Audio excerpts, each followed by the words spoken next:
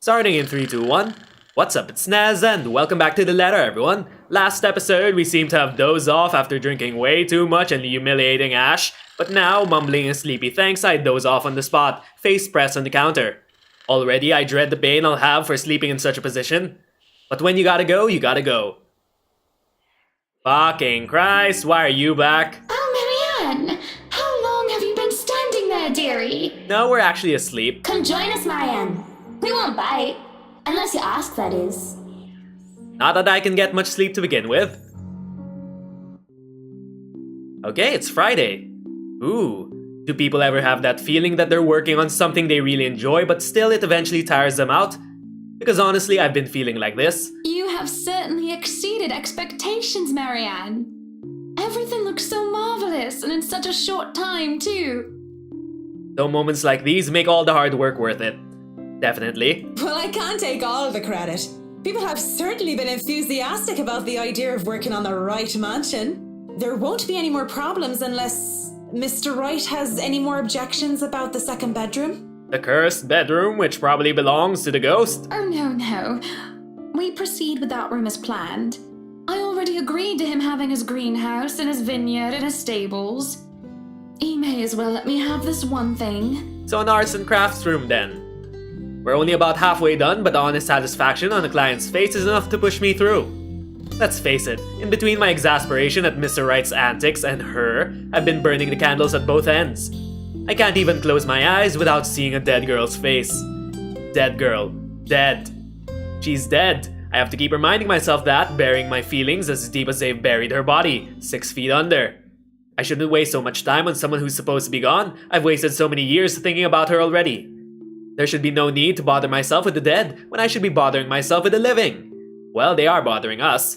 Too bad the living are usually complicated, if not more so than ghosts of the past. But don't you have a party?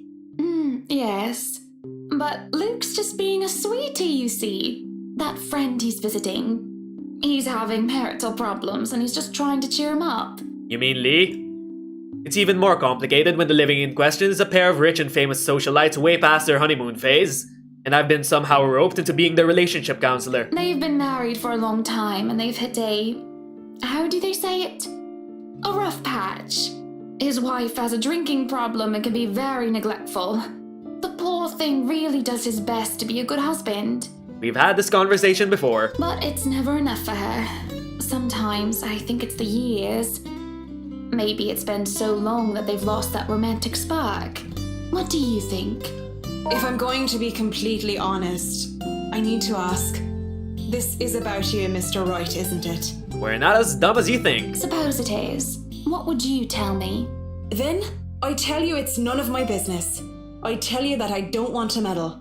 But if the troubled husband with the neglectful wife asked me for my honest opinion, I'd say that he shouldn't base his happiness and his self-worth on someone else. Maybe he should try being independent for a while. See what it's like when he isn't trying to please someone else and doing things for himself. Everyone's supposed to be their own man or woman, right? A bit of breathing room never hurt anyone. We shouldn't let our fear control our lives. Why she thinks a single woman like me would be the best source of relationship advice is beyond me. Still, I talk and answer to the best of my abilities. Without realizing it, I'm already pouring out a part of me that I had thought were long gone. I'd like to believe my words will be of some help to Mrs. Wright. If I'm honest though, they are some help to me, like some weight has been taken off my shoulders. Lorraine. I really should handle what's left of the work. You won't be attending the party? Oh, you really must, Marianne. The weight of what happened to her hasn't left me yet, did it? Maybe. I'll try to stay and chat. Maybe grab a few bites and a drink, but I can't be around for the entirety of the event. My apologies. Busy. You must stay a while. I'd love for you to meet some of my friends, and they're ever so excited to meet you. You need to say hello to the Lees, at least. If it wasn't for them, I'd never even heard of you. Maybe it's about time I change that. We'll see. So, if I can be excused? Certainly. You'll have to excuse me as well. I must attend to the party before any early birds arrive. Because, believe me, they will throw a fuss if things aren't ready, even when they're not supposed to be here until an hour later. Though I shouldn't dwell on the dead, I shouldn't just callously forget about them too. Saying that I have work to do is an easy enough excuse to make. I know how other people see me. They see someone so obsessed with her craft that she would easily miss things like a party for it. Outside the parlor, people hurry about here and there in preparation for the Wright's grand housewarming party. None spare me a glance as I slip past them, each working on their appointed roles and not daring to slack off while they work for what is probably the most powerful couple in Luxborn. I make it to the kitchen with ease, the wine cellar being my final destination. But when is a great task ever simple? Probably never. Why the fuck are we in here? And this is a great task, isn't it? My greatest one yet that is worthy of being called a quest. I'm not acting as Marianne McCullough, the professional interior designer, when I choose to lie about being too busy for a party. I'm Marianne McCullough, a lawful neutral cleric with 9 points in wisdom and 8 in charisma. Just thinking about it like that makes it a bit cheesy, but it helps with the fear. It helps overcome the insane thought that I'm actively seeking out something that has been plaguing me for years. I might face my worst nightmare, or I might see nothing and find my self-imagined grand quest fall flat. And who would have thought the gatekeeper to my final quest would be someone I thought would be a valuable ally? Schnell! Hurry up, you snails! We are on a deadline and you are wasting my time! Hello there, Johans. The butler comes from the cellar and into the kitchen, tailed by a couple others, people who I assume are most likely chefs and bartenders. He raises a brow, seeing me just standing there by the hatch, by the trap door. It almost looks like he's going to throw me out for being in the kitchen without permission. But then he motions for the others to disperse and familiarize themselves with their surroundings. Meanwhile, he continues to stand there, preventing entry into the darkness beyond. What are you doing here, Fraulein? This is not the place for guests or in an architect right now. Are you fucking telling me we're going to adventure down there in the fucking haunted cellar? I request you leave. I was just looking around for any last-minute things, yes? Yes, you have been doing that a lot. Looking around, snooping about. I mean, we are the interior designer. Now is not the time for such things. If you're not careful, people might think you are up to something. The look he gives me as he says this is almost chilling. If life was a gamebook, he'd probably be the true neutral warlock guarding the treasure room. A difficult opponent to beat with 9 points in wisdom and 8 in dexterity. Well, I'm not done yet. I actually need to go into the wine cellar. So just don't mind me. I'll be out of your hair soon enough.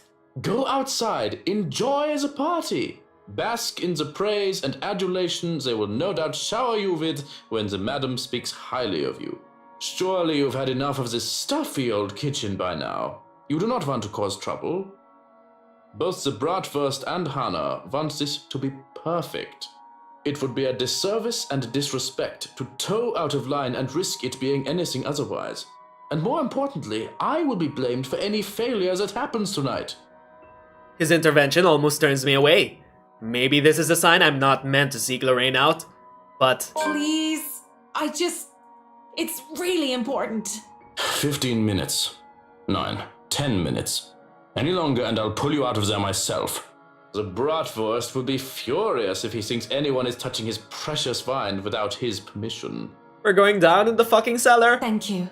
This seriously means a lot. Fuck. He steps aside begrudgingly. At this point, it looks like there's no turning back. The cellar greets me ominously as I descend. The space feels smaller, with a lot more bottles lining the wall compared to before, and knowing what might be waiting for me here makes things worse. The mirror that has been moved from the study is my goal. I did not return to it after my initial discovery, but the thought of Lorraine, how much I want to see her again, even if it's just one more time, keeps coming back to my mind. As I walk through the cellar, I have to stop when I feel something crunch beneath my feet. Ah, shit! Whatever few bottles were left behind here are now nothing but glass under my heels. Perhaps dropped by one of the many chefs and bartenders the butler had escorted through here before. And it made a downright mess, with red slick pooling from the remnants of a good drink. With how dark this place is, a person with a dark enough imagination can easily mistake it for blood. I can't help but think it is, despite the easy logical explanation that's come to my mind, only because of what I'm about to do. It's merely a momentary distraction as I continue to the end of the cellar where the mirror stands. Fuck!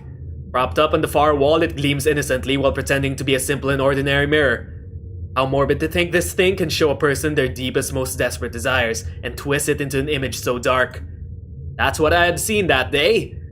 Though I heard Lorraine many times, I had only seen her here within its frame. I wonder if people have discovered it before. How many were wasted away in front of it, enamored, and how many were frightened away by what they saw. Yet as I stand before it now, nothing. I can barely see my own reflection in the darkness. How does this even work? Mirror, mirror on the wall? Marianne, please get out. Something? Nothing. Touching its surface doesn't make it magically activate or anything like that. There is no sudden surge of power and I'm not suddenly granted sight. It stays what it is, a mirror. Was Lorraine's appearance in the mirror all some sort of fever dream? Am I really that burdened with guilt and despair that my mind would eat itself in my stress and have me hallucinate such things? Either way, just going here on some crazed obsession for a girl long gone must warrant me a trip to the doctor. Already I feel ill. After a few more minutes in the hopes that something would change, I turn around to leave. I can just go back upstairs like nothing ever happened, perhaps drop by the party for some, I don't know how to pronounce that, then go home and collect myself. Besides, Mrs. Wright is expecting me and I'm... Going to leave me again then, are you? Fucking Christ. I stop in my tracks, but I don't turn back. As much as it pains me, I don't look back. If I'm just hearing her again, desperately delusional, and I look back to see nothing, I don't want to give myself false hope. But when I feel fingers around my waist pull at me, I look back in shock. My first thought is, how in God's name is this possible? And the second is, Lorraine. Her hands are cold. Are you that mad at me that you're just going to ignore me, Marianne? I don't know what to say and I can only stare at her in wonder. She stands there in the mirror with only her arm extended outward for my sake. I look at the hand still holding my wrist and when she sees me looking at it, she moves it so that our hands are intertwined, fingers weave together. Seeing her there and feeling her touch meant I'm not crazy, though however impossible and unexplainable this all is to me right now. It just takes my breath away. Pulling her out from there is tempting. I can imagine doing so with ease. We can be together again, Lorraine and Marianne, like nothing ever happened. But that would be all a great big lie, wouldn't it? What? Pack out your tongue? Don't just look at me like that. Say something. Even if this thing were some magic portal that could bring back the dead, that doesn't erase anything. Just looking at her, still a young teenager while I'm already a grown woman, it serves no other reason than to break the illusion that blinds me. I've seen her twice now, always behind the mirror. If this is real, if this isn't some delusion, then why can she only exist behind the glass? Yeah. You have no idea how happy I am to see you. And you don't know how fucking terrified I am. It's been so long. You don't look happy. I really am happy. But at the same time, I can't help but think about what happened. To you. And what does that mean? What are you saying? She gives me this peculiar look, and before my eyes, she moves a step out of the mirror. In turn, I wrench my hand from her and take a step back, almost as if I'm afraid. I don't know how this is possible. But whatever this is, it isn't real. You can't be real. I'm right here, aren't I? What other proof do you need? No. I see you. I hear you. I feel you. But even with all that, you can't be real. You just can't. I saw your body. I helped bury you. You're dead. A deep hurt crosses her face, and it just breaks my heart in two seeing her wear that expression. Burying me wasn't the only thing you did. Don't you dare lie. But I'm going to be the bigger woman, aren't I? Let bygones be bygones. I'll forgive you. As long as you stay with me, Marianne. That's why you came down here, right? To find me? That was the plan. A stupid plan at that. I came down here looking for her for closure. But this isn't just closure. This is something else entirely. I didn't think I would be forced to make such a choice. I need to move on. I want to stay. Do I leave or do I stay? Yeah, let's not stay here with this fucking creepy ghost. Let's move on. Closure. That's all I came for. Whatever this is, it might as well all be just a devil's trick. And I might as well make of some use of it, right? I say nothing at first for fear of angering whatever phantom this is. I take Lorraine's hand and bring it up to my lips, pressing a kiss to her knuckles. She takes it as some sort of invitation to pull me along, to step back into the mirror until only her arm is extended again. I should have been more honest back then. Both to you and myself. I know it's too late. I'm sorry. But the thought of being with the dead did not agree with me. Not one bit. I can't stay with you. So what? You're going to leave me for some old trophy wife? That's it, isn't it? You're going to leave poor Amy Lorraine and go after the next rich, pretty blonde that you see. This is a mistake. All these years, guilt has been my driving force. I felt so guilty for what I did, what I didn't do. She thinks she can guilt me into being complacent, but she realizes otherwise as I pull my hand from her. And going by the look of anger on her face, an anger that runs cold, she did not like the fact that I'm not some puppet on a string. Had she chosen her words carefully, I would have accepted whatever punishment Lorraine chooses to give me. Guilt had ran my life and it might as very well ended it. Because I deserved it. But what I did to me. The blood in my hands is mine, not yours. Whoever or whatever the shadow is, my gut tells me that she's not Lorraine. Yet I keep talking as if she is. I broke your heart, not your neck. Don't you dare deny it! It was your fault! Because I loved you more than I dare to admit? Yes, that was my fault. She's so angry. But I never meant to hurt you like that. Despite my words, no matter how sincere they are, she appears angry, enraged in fact. It's been years since I last saw that face, and even now the memory of it is still etched deeply in my mind. The hurt, the tears, and the hate spilling from her eyes that day, the moment I rejected her. Rejected myself for who I am. And she definitely will hate what I'm about to do next. To my left, a wine rack. And from there, I take a bottle and pray to all the saints I can remember. For all my sins. For every hurtful words I've uttered. For what I have driven her to do that day, what I forced her into. What are you doing? I do it without thinking twice. Quickly, before I can hesitate, I grab a bottle and send it straight towards a mirror. Shards of the bottle in the mirror are sent flying everywhere as Lorraine's screams echo in the cellar. Bitter. Searing. Like every wounding accusation she hurled at me. They've never left me, I doubt they ever will. But with this, I can finally move away from them, from her, live my life as I should, free from the burden. Her burden. Because the Lorraine I know, the real one, the person I love, will never want me carrying this to my death. As the screaming dies down, I can't help but mutter weakly. It's done. It's done. Are you sure about that? Oh, Lorraine. Forgive me, Lorraine. First rule of Zombieland, double tap. I take some time to compose myself, breathing in and out, stamping down on the tremors still racking my hands, straightening out my jacket and fixing my hair. All a weak attempt at returning myself to someone resembling my normal self. This would probably be easier to do so with a mirror, but I likely won't be able to stand looking at one for a long time. Well now, I should probably go back up there. Party to attend, rich socialites to do business with, and food to eat. Mrs. Wright will be happy if I make some time for it anyway. Yet one last time to the shattered glass beneath my feet. I'm sorry, Lorraine. May you see God's light on the path. Turning around to leave, and for good this time, the uneasy smile on my face falls as I see Lorraine whole and well. Come on, Mac. You really didn't think it would be that easy, did you? Fuck! But you should know an 8 in charisma is not enough to turn undead. She advances towards me, backs me against the wall. I can't even reach for another bottle of wine without putting myself within her reach. Despite my earlier bravado, I didn't think she'll be able to exist at all without the mirror. Can you blame me though? It's not like I'm an expert on the supernatural. That's not... You shouldn't be... What? After the mirror? Did you think just moving on will erase what you did to me? You're nothing but a murderer, Marianne. A murderer! Stay back. You're not real. Lead, stop. I'm trying to move on with my life, so why won't you let me? Please, just get out of my head and leave me be. I try to find an exit when there's a click. The next thing I know, I'm falling back into darkness. Secret door? Holy shit! I fall on my back and the door slams shut behind me. In a daze, I look warily and find myself in another room entirely.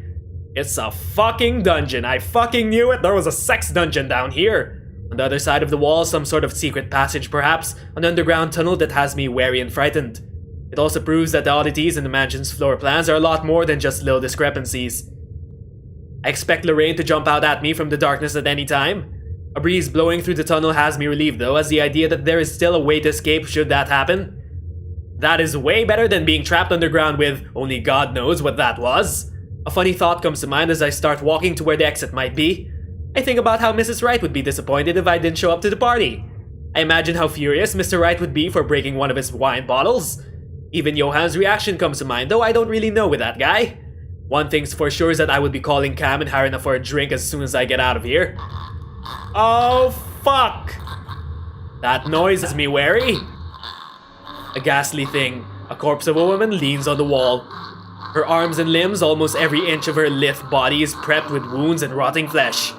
And it is then that the putrid smell of blood and gore hits me, making it so that I don't even question how I missed it in the first place. How long has this been here? Oh, that smell. Oh, you're a nasty one, aren't you? I flinch as the thing twitches. Hi there! And as soon as it opens its eyes and looks at me with a smile, there's nothing on my mind but horror. I break into a run. I try to keep on running no matter how much my legs and feet scream at me to stop. I keep on going even when I look back and see nothing of her anymore because I can still hear her. The scampering of her feet, the words she tries to form with her bloodied mouth, and the painful sounds of bones grinding against each other as she moves closer and closer to me.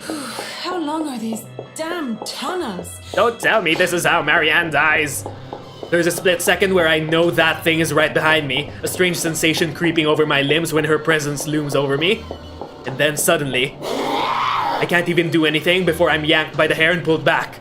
Still, I struggle, up until I'm thrown to the side like some rag doll.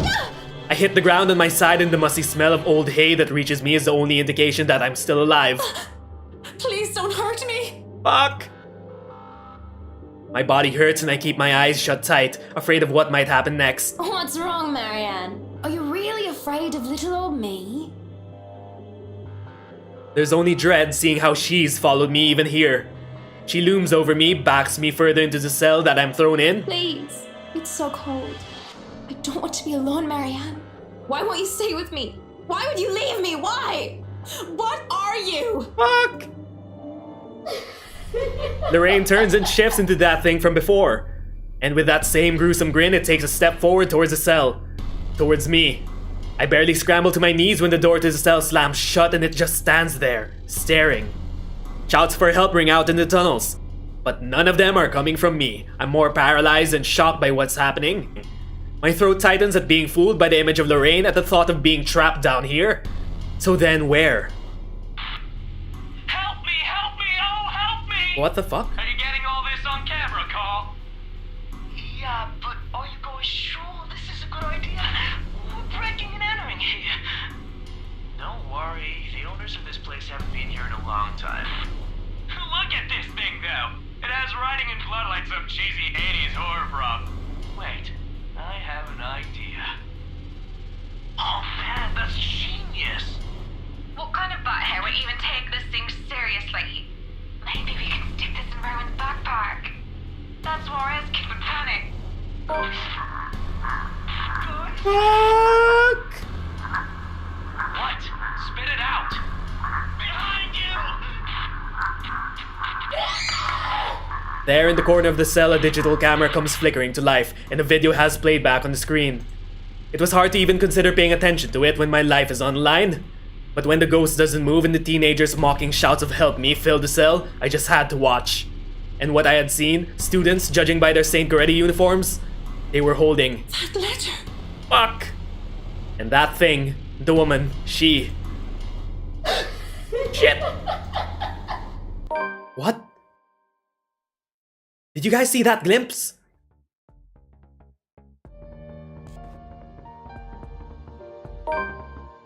Holy shit! And that was the end of Marianne's chapter. Okay, so now we know that early in the day of the party, Marianne is stuck there in the dungeon. Maybe we could influence the later chapters into saving her. Who knows? We could still save her. Right, guys? I hope we can still save Marianne. And that was this episode of The Letter, everyone. If you enjoyed this episode, like and subscribe so we could grow our channel together. Once again, my name is Nez and thanks for watching. See you all next time. Bye, everyone.